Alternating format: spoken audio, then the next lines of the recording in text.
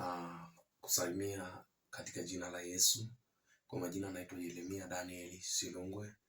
Napenda leo tujifunze neno la Mungu ambalo linatoka katika kitabu cha Waefeso 2 kuanzia mstari wa 8 hadi wa 10. Biblia inasema kwamba kwa maana mmeokolewa kwa neema kwa njia ya imani, ambayo hiyo haikutokana na nafsi zenu, ni kipawa cha Mungu, wala si kwa matendo, mtu awaye yote asije akajisifu. Maana tu kazi yake tuliumbwa katika Kristo Yesu tutende matendo mema, ambayo tokea awali Mungu aliyatengeneza ili tuenende nayo. Mpendwa katika Kristo Yesu, Mungu alitengeneza matendo ambayo sisi natakiwa tuenende katika hayo. Kwa hiyo wewe ambaye upo katika maisha ambayo ni dhambi, maisha ambayo kidogo unaona kwamba ni maisha yako mwenyewe ambayo hayampendezi Mungu. Kila mtu saizi anasema ishi vile unavyotaka, lakini nakwambia katika Kristo ya kwamba inatakiwa ujue upande upi ni upande wako sahihi, ni upande upi ambao Mungu amekutengenezea tokea awali. Kuna upande mmoja tu, upande ni upande wa Mungu ambao mpendwa unatakiwa ujoin, uungane na watumishi wa Mungu ili uanze kutenda kazi ya Mungu. Achana na mambo ya dhambi. Sisi tuliumbwa, tulitengenezwa na yako matendo special ambayo tumetengenezwa tuenende katika hayo. Matendo yetu ni matendo ambayo yanatokana na Mungu, si matendo ya dhambi.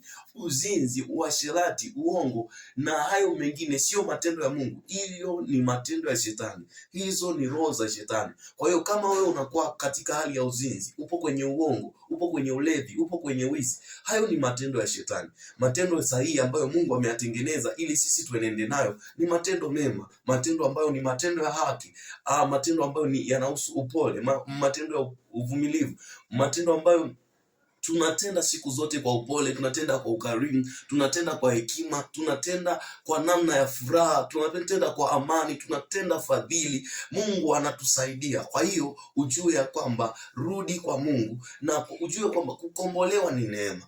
Tumekombolewa sisi kutoka katika mwenendo mbaya, si kwa sababu ya matendo yetu, ni kwa sababu tu Mungu alitupenda sisi wanadamu. Mungu ametupenda sisi, ametupa neema yake na kipawa chake amekiweka ndani yetu. Kwa hiyo nakukaribisha Mtanzania ambaye uko duniani, natakiwa uje kwa Mungu ili upate kipawa chako cha Mungu. Uje ukipate kipawa chako, uishi katika kipawa cha Mungu. Ishi katika kipawa cha Mungu, na si hivyo unavyoimba. Hizo nyimbo unazoziimba, nyimbo za duniani, sio nyimbo ambazo unatakiwa uimbe.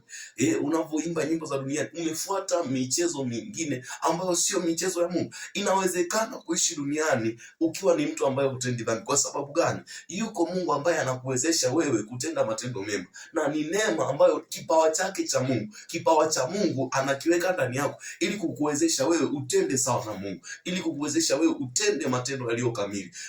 Ninakuombea katika jina la Yesu, Mungu akusaidie sana ili uenende katika matendo mema, utende matendo yaliyo sahihi. Achana na ulevi, achana na uzinzi. Kijana mwenzangu, achana na ulevi, achana na uzinzi. Rudi kwa Bwana Yesu na utayaona mema, utayaona mazuri, utaona amani ya kweli. Amani hauna kwa sababu haujampata Mungu. Amani hauna kwa sababu haujampata Yesu. Mpate Yesu naye atakupa amani katika maisha yako. Itakusaidia sana. Ubarikiwe na Bwana. Amen.